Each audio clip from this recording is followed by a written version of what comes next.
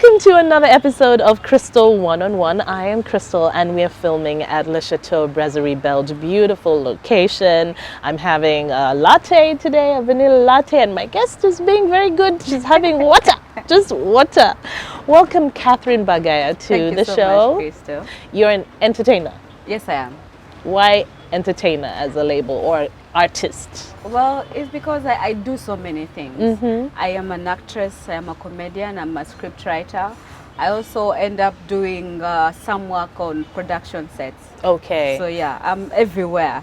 Everywhere. So in general, many things. Okay. Yeah. I love your hair. Thank you so much. I love it so much. Thank It's you. matching the lipstick. I love it too. I really love it too. Can I ask, when did you do it and how did you get to that color? Because it's almost like a blue purple. Purple. Yeah. Well, I decided to do my own hair. Once in a while I go to the salon to get it tinted, but to play with it to achieve the colors that I want, I do it myself. Okay. So all I have to do is get the peroxide, get the tint. So I had a gold before. Okay. So then I got bored. I quickly get bored with colors. That's the thing. Not that many people experiment with color on their heads, and you're like, oh, you know, I just. Well, I'm lucky that in the business that I'm in, you can do whatever you want with your hair. No one is going to say anything. So from the gold, I mixed a pink and got this. So yeah. So you added pink to your blonde, and that's how you got that color. Yeah. Thank you. Now we know. Now, if you like her hair, you know what to do. That's what I did. Okay. So you said, you know, you're always on production sets. How long have you been in the business of entertainment? I would say I graduated in 2007. So we're in 2018. That's 11 years. Yes. So straight from campus. So I was already doing that at campus because you had to earn a little pay here and there. Yes. So we were lucky. Then there was sometimes there were stage plays. So sometimes our lecturers would hire us. Then sometimes you'd get outsourced. There were radio dramas, say 256. So I started working while at uni. Okay. Yeah. So I've been in the business since say 25, 26 there. Okay. Yeah, it's been a and while. you said your lecturers would sometimes hire you. So Yes. what course did you do? I did drama. I have a degree in drama. Wow. Yes, I so do. you didn't just end up in there because you liked it. I didn't just. Well, I decided to walk that journey around A level. You know, MBD competitions and all. So this guy, it's called PK Bossa. I think he works on CBS. I don't know which radio station is on. I don't want to make a mistake there. So he comes to train, and I'm one of the guys he actually chooses on. So I decide to take the role. Okay. So I get onto stage, and it's fascinating. Okay. So after that, I decided, why not go to uni and do drama? I mean, it was there, so why not become a performer? And from then on, this is where I've been. Okay. Yeah. So that decision, your family, were they supportive? Well, my uncle, I think in a way, saw it coming. Okay. Because I've always been interested in theatrics. Like at the time I came home late, like at about 7 p.m. I think I was like in P3, and I was all because I was somewhere watching a theater play. I got some strokes though for that. By yourself? I was with a friend. Wow. So I get home at 7 and I'm all excited, only to find people looking for me. Everybody thought I was lost. Somebody had kidnapped me. They had nowhere to start from. So it's straight from school, you just decided to go for a play with your friend? Yeah. Around Bat Valley. Then it was called, I think, Theatre X Leisure back in the day. Oh, when I got home, it was not funny. He Okay, just so told which me, school "Get were you inside." in? Buganda Road. My pinafore was brown. It was From browner than the brown. Yes. So he just told me, get inside the house. He had bought a cane. So I go inside the house. I was in shock and I'm thinking, okay, yes, it's true, I'm late. But I was somewhere and I am home. He just told me, get down. From then on, never do things out of line. Okay, yeah. As I grew older, I became more rebellious. But yeah, I'm still a But good that was daughter. a wake-up call at that time. You're like, yeah. Yeah. But I think from that time, well, my family has been very supportive. I mean, it's what I've always wanted to do. It's what I want to do. It's who I am in a way. I'm an entertainer in many ways. You mentioned your uncle. So did you grow up with your uncle? Yes. Was he like your guardian or? Well, a bit of my life I was with my parents, Yes. early years, till I was about 7. So Where was that? Where were you born? I was born in Kilembe Hospital. Okay. Yeah. So then he asked my parents to hand me over so that he could take care of me. And they agreed. Okay. So from about 7, I was raised by my uncle. By your uncle. Yeah. Was that in Kampala? Yes. Okay. Oh, I came to the city when I was 7 years old. Okay. Yeah. Do you remember it? Yeah. Okay. Yeah.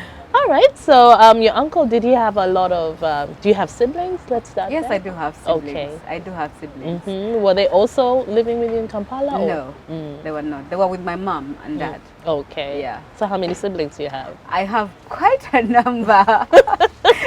You know how it is, African families. Yes, African families, they're quite big. But I have like about 9 siblings. About 9 siblings. Yes. Are you close to them? Yes, I am close. We grew closer as I grew older because not growing with them, and then eventually when you get to know them at a later stage, the relationship grows as you grow. So yeah, we are closer. Yeah. All right, so 7 years old, you came to Kampala, you started going to Buganda Road. Buganda Road. And then after Buganda Road? I went to Zambia Gulf. Were you on stage in Buganda Road? Because I was. I remember I was choreographing things. It's like you had no choice.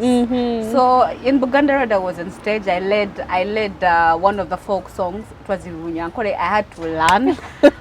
Then I did some dancing, Runyege, with of course the Katoras. Those guys used to cane us to dance. Yeah, I was on stage in primary school.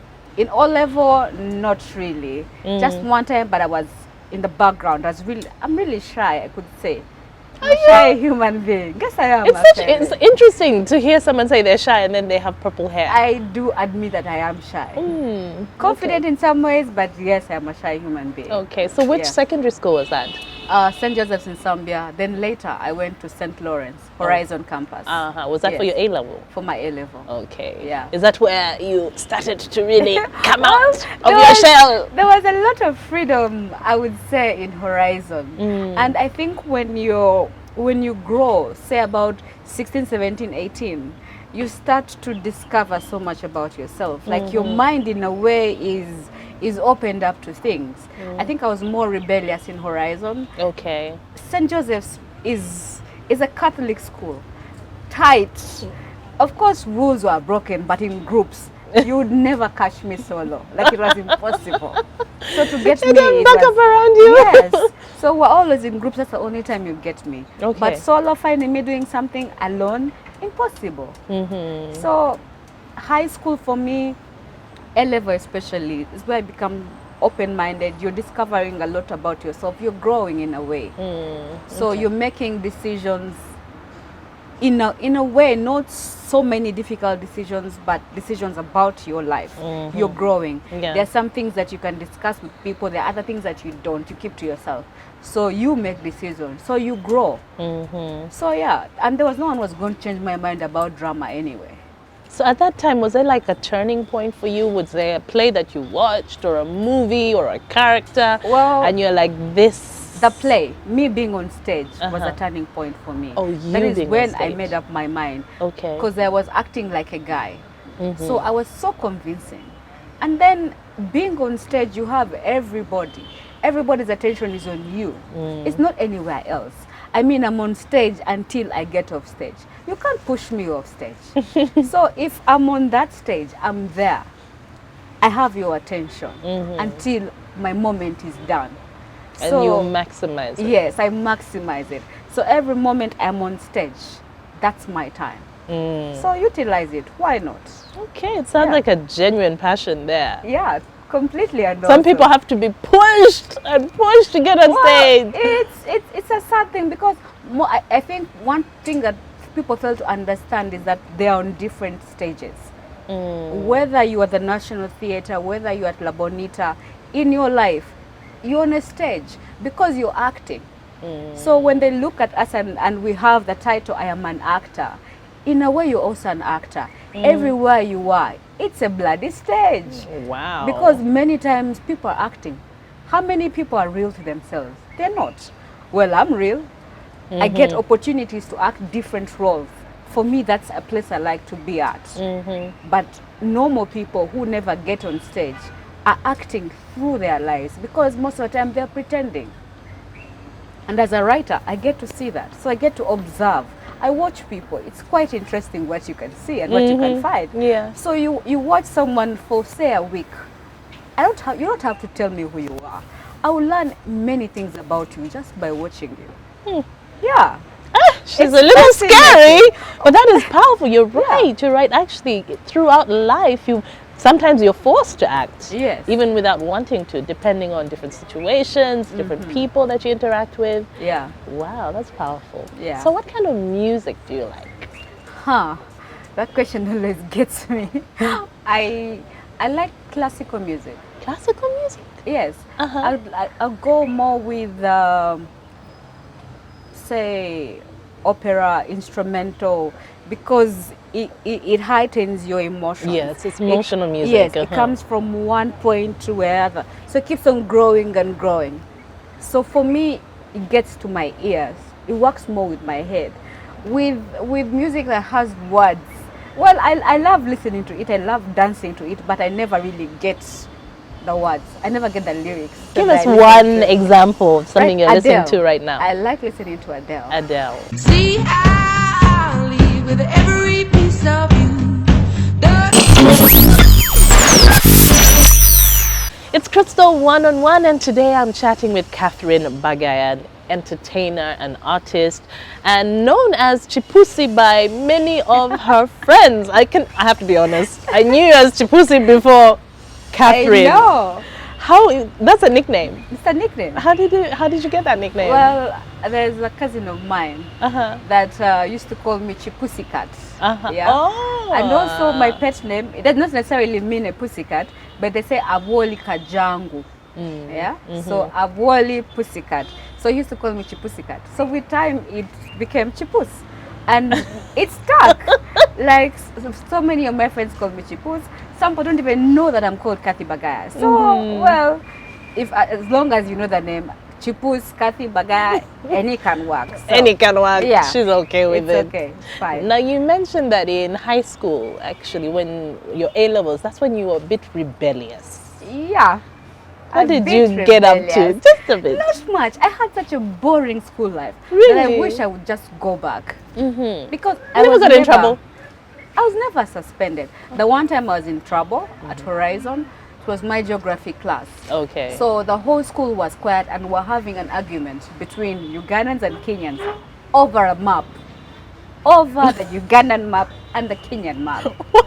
I don't even know Why? Well, which one is bigger, like who can draw better. It was so nonsensical. So we are making so much noise. The headmistress, Miss Tulina, gets us in the moment. There was no way that we were going to deny. So some of us were lucky to see her. So we sat down. Then she found others still at it because you could not tell them the guys. Because they were heated. By the time she came, she just said, you know what, I'm punishing everyone. I don't care. Everybody. And it was 16 of us.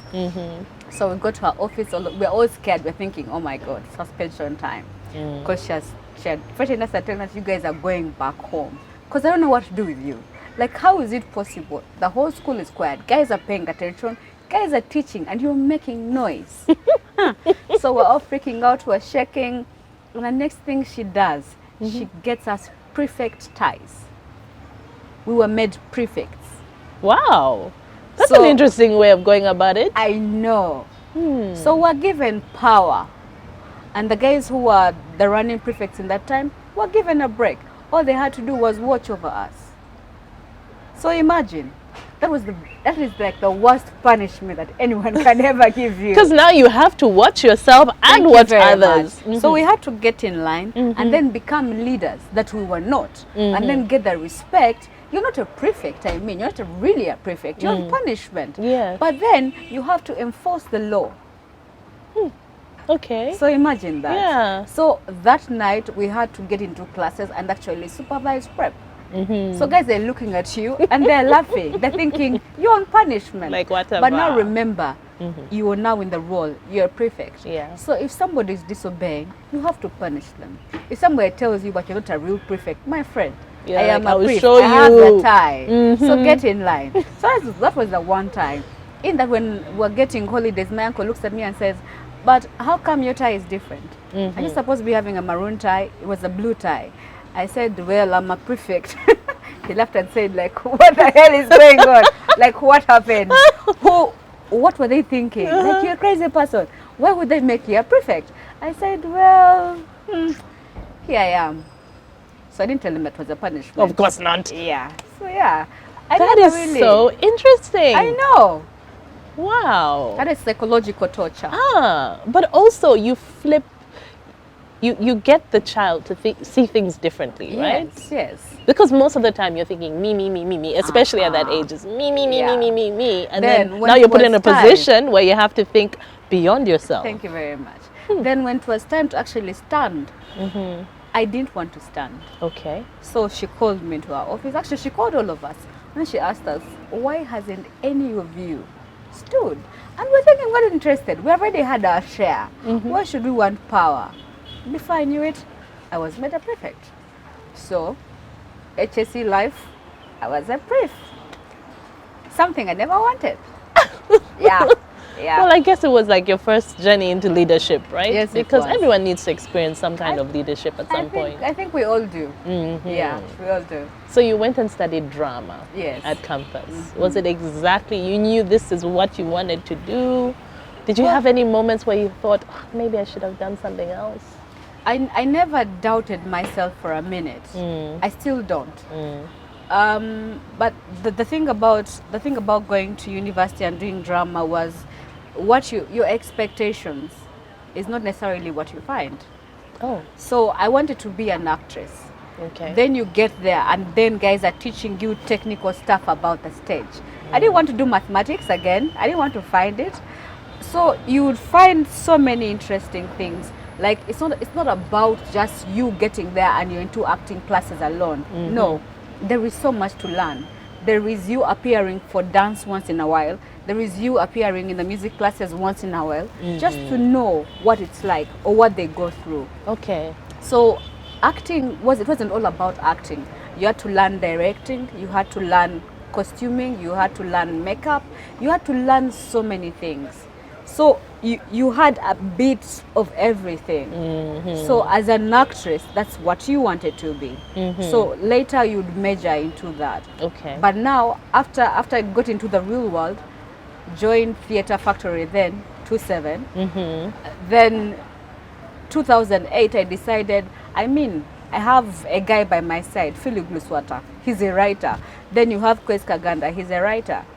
As an actress, you have to think about the future. Your looks change. You go for auditions, they shut the door in your face. Your face is too young, we can't have you. There's so many things that they're always looking out for. So then you have to decide. Being an actress is a life of rejection, actually. Yes, yes. So you have to decide, what else can I do? So I used to write poetry as I was growing up. Okay. O level, high school, that's a place I used to hide myself, my emotions and all. So I decided, why not try out writing? And then I figured, oh, well, this is my place. Because you've talked a lot about writing. I actually think that is your passion. Yes, writing is my passion. That it's is- something I later discovered that writing, that's it. Okay. Yeah. So what do you write for? You said you sometimes write screenplays. I write more screenplays actually than Okay. stage or any other thing. That's what I've done most. Okay. Yeah. All right. Yeah. And which was the first project you worked on? Do you remember? First project was with Philip Luswata, Okay. Waiting for My Tractor. Okay. So I told him I'd like to learn to write, and he said, no problem. So he had gotten a job, and we got right into it. Okay. That was the best way to learn at work. So that's the first script I ever wrote for. Okay. Yeah. So in terms of mentors and people who influence you, clearly Philip is on that list. Philip Luswata is one of my mentors. Who else? Kwes Kaganda is one of my mentors. One of my lecturers, she was called Kawa. She was a very interesting lady, very focused, very independent, like a woman that you look up to because she knows what she wants. She's called Jessica Kawa. Very serious. You would never dodge her class. because she knew everybody in her class. Okay. So if you dodged her, if you never participated, you had problems. So there was something inspiring about her. There are so many people who have actually inspired me, because there are so many interesting people. People have so many stories. In a way, everybody motivates you. Yes. It depends on what you're looking for. Yeah. Okay. Yeah, but Philip is like at the top. Right at the top. Quest Kaganda at the top. And what work have you, I mean, I know this is hard because Yeah. everything you've worked on is like your baby. But Well, what's- I learned how to kill my babies. That's the first thing that you learn when you're Okay. writing. You have to kill your babies, because if you don't kill your babies, you never get better at what you do. Wow. Yeah. Explain.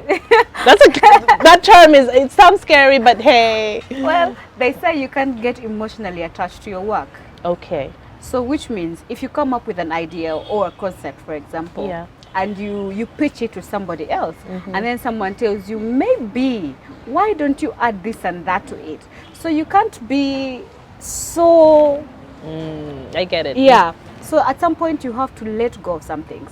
If somebody reads your scripts and says, well, I think we should change this, change that, you should be able to be accepting of it. Yeah, you have to be open to You have the to be criticism. open-minded. And maybe it might even be torn apart, right? Yes, yes. So you have to learn how to kill your babies. So you can't be so emotionally attached to everything that you do. Okay. Yeah. Okay, but what's the one project like you're so proud of? When you look back, you're like, it just felt right and worked out the way you wanted it to. That never really actually happens. Oh, because things keep on changing. okay. That is the world that we are in. So I can't say it's one, because I am proud of all the projects that I've worked on. Tell us about them. Yeah. I worked on The Hostel. I was on the writing team. I worked on 5 at Home. Okay.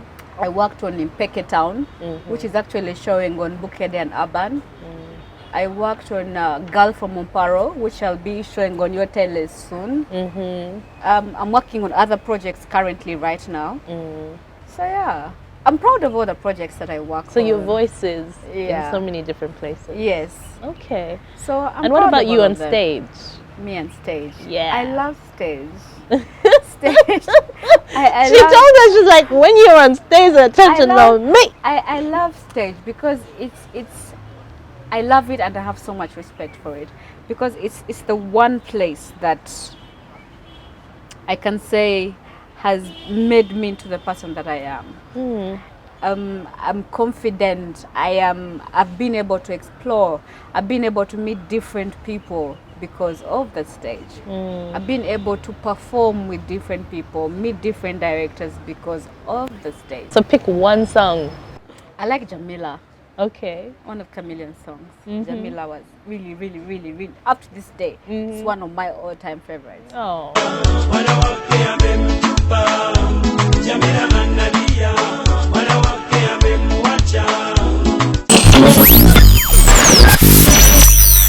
Now you mentioned that, you know, as an actress, you deal with a lot of rejection. Yeah. Across the board, have you felt that in your career?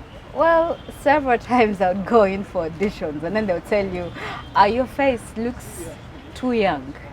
We can't give you that role because of your face. So I stopped going for auditions. I stopped pushing.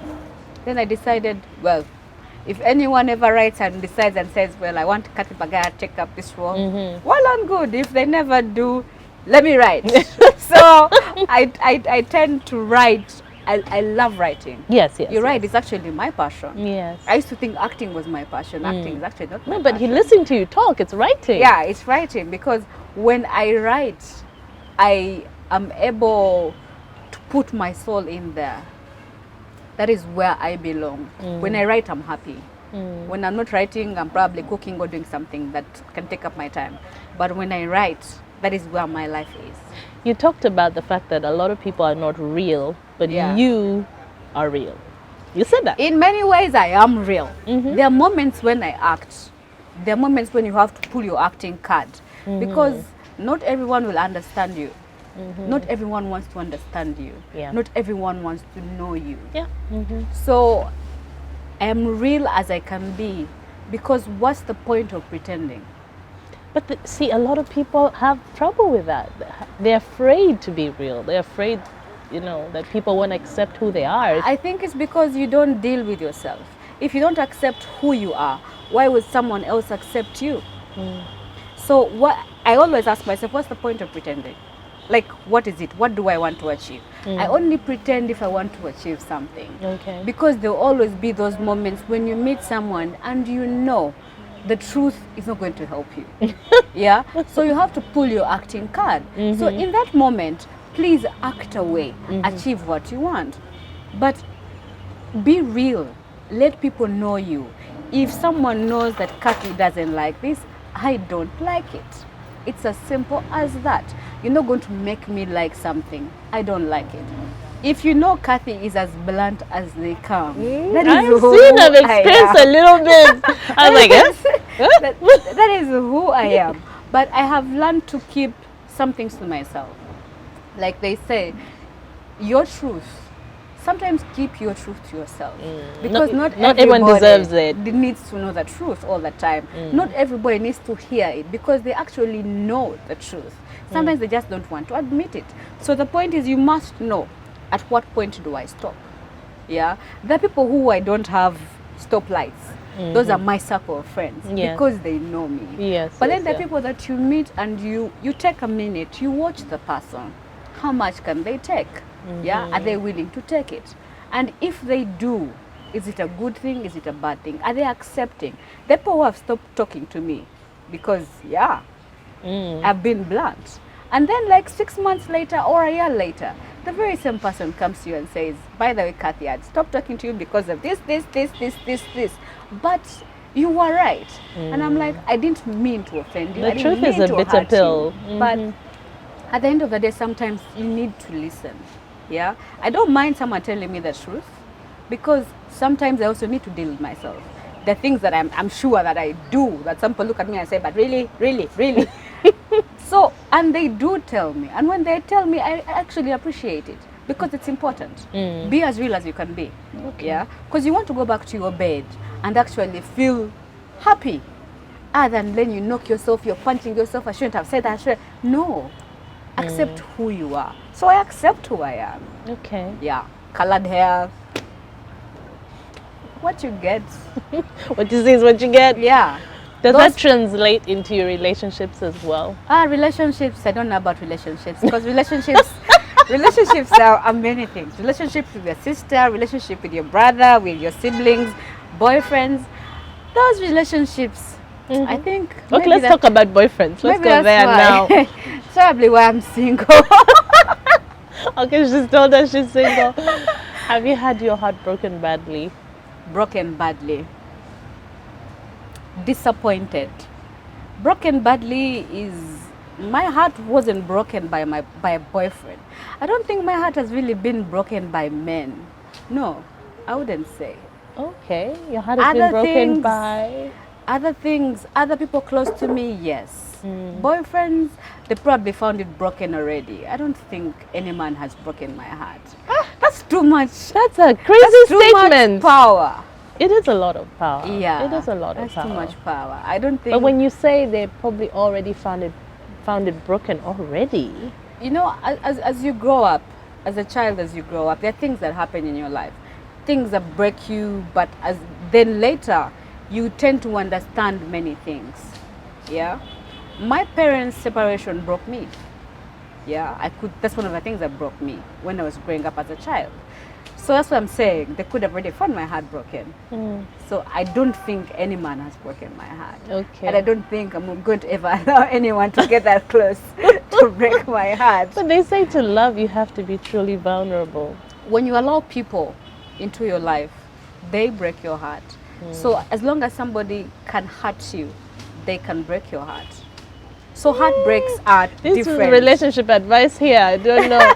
Point is, as long as you allow someone close, betrayal, anything can happen. Yeah. So you can't be there saying it's unexpected. But it's the risk you're supposed to take. That's what I'm Yes, saying. and I have taken them. But I cannot honestly say my heart has been broken, yes. And by people disappoint you. Yeah. And the disappointment is hurt. Yes, yes. Yeah. So I've been disappointed before. Not once, not twice. Yeah, I've been disappointed. Are you looking? Am I looking? Are you open to a I relationship? don't know if I'm looking. I think I am afraid to look because I'm afraid to look because people don't want real things. Most people who have gotten close to me, I think I love with the idea of Kathy, not Kathy, because it's like an onion. You remove the first cover, you find something. You remove the other, you find something. Keep going deeper, and you keep on discovering something. Yes, And that is who I am. Many things. So if you keep on peeling, you keep on finding something. I don't think many people are willing to discover others. Some people would like to just stay at the layer At of the it. surface. They don't want to know the depth of someone. And I'm a deep being. To find me, you have to peel. If you don't peel, you won't find me. Okay. Yeah, All right. yeah. Now you mentioned that cooking. I think you said at some point cooking. Or I doing love other cooking. things. I love cooking. I love Tell us, cooking. what do you like to do aside from writing? Well, I like hanging out with my friends Okay. because it keeps me sane. I love cooking because it helps me think. I love reading. Okay. I read a lot. Oh, you do? Yes, I do. What else do I love doing? I love making friends.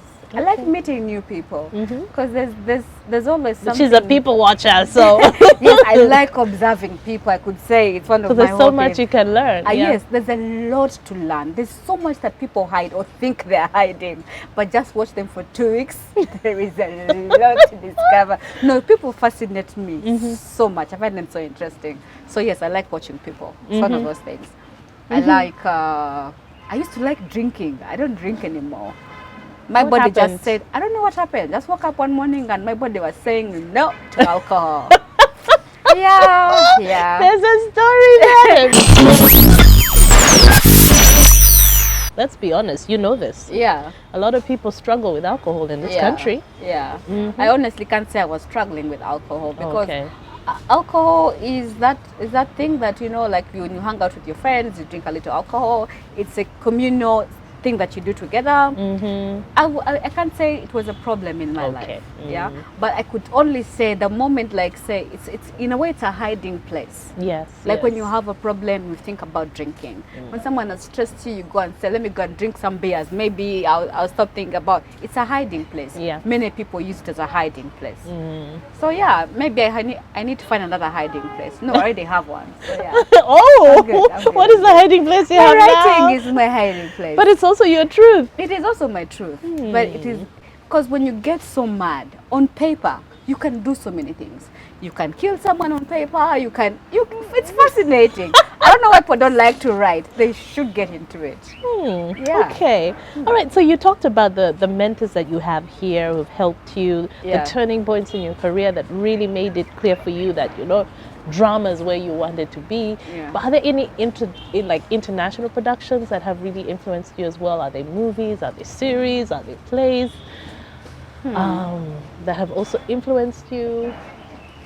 I think I am fascinated by some stories that I watch.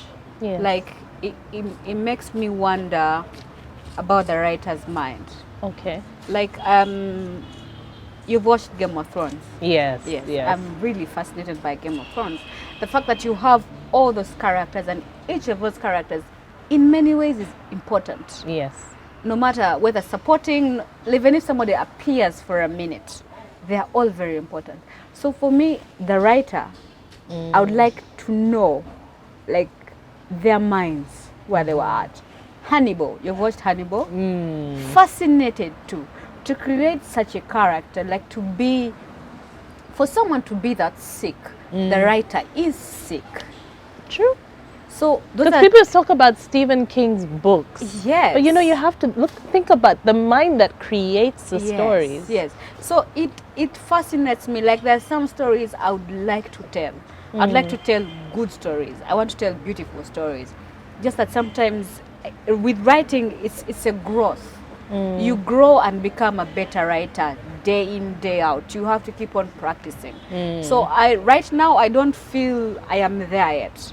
I am growing. I'm still growing. I'm going to be that writer. Okay. Yeah, so there's some shows that really fascinate me. It's how the stories are told. Okay. It's the writer's mind. What were they thinking? The twists and turning points. They, like, you watch something, I'm like, yeah, I would not have written that line. Could I have written that line? Maybe I could have. I don't know. Maybe. But I do hope to get some opportunities in the future, in the coming future, where I can explore different genres. Yeah, but horrors fascinate me. Horrors fascinate. They As I'm thinking, excite you me. seem to be like drawn to the dark, To the dark side side. of it. Because comedy. Because, and that's why I was going to take us, because you do comedy as Yes, well. I do comedy. Comedy in many ways is dark. It's just that people don't think about it that way. Okay. But comedy in many ways is dark because you look at serious situations and make them funny. Yeah. Yeah. So you're always looking for the light moments in dark moments. So for me, in a way, comedy is dark. Okay. Because it's anyway different genres of comedy. There's absurdity. There's a lot of it. So I find to find someone's truth. I think sometimes they have to get to the dark places. That is when you can actually tell what can you do. If you're in the darkest of places, which path are you going to walk after?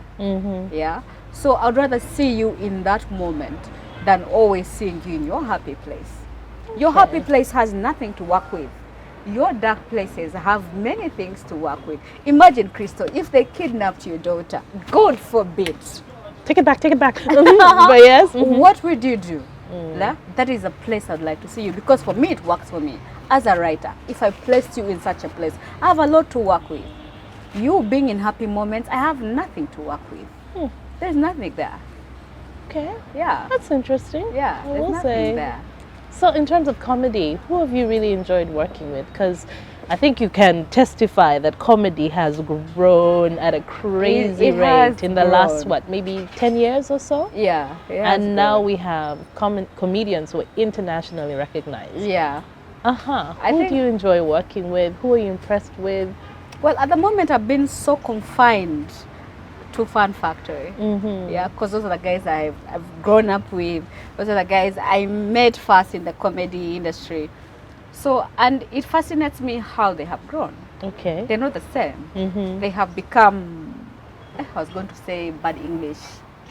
I was going to bang a real buffalo. But so they've become more witty. Okay. Yeah, there's so much growth in different ways. So they each fascinate me in different ways because they're all different. They're all different beings. Then another person that I watch out for. There is there's some young comedians.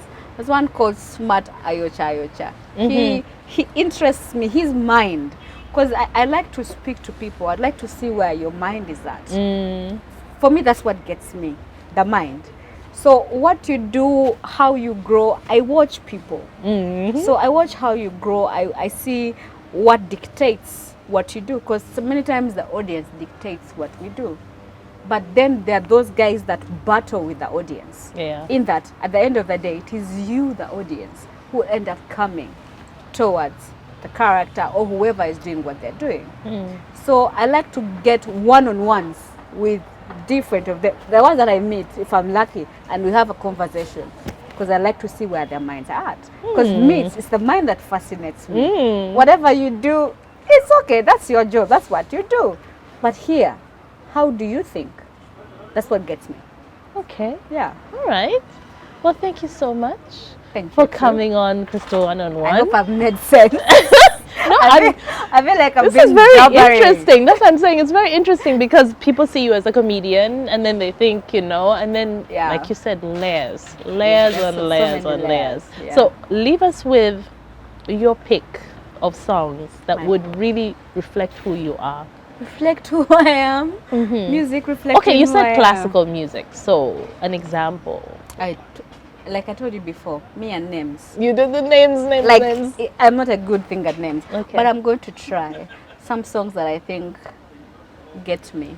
Oh, your all-time favorites. All-time favorites.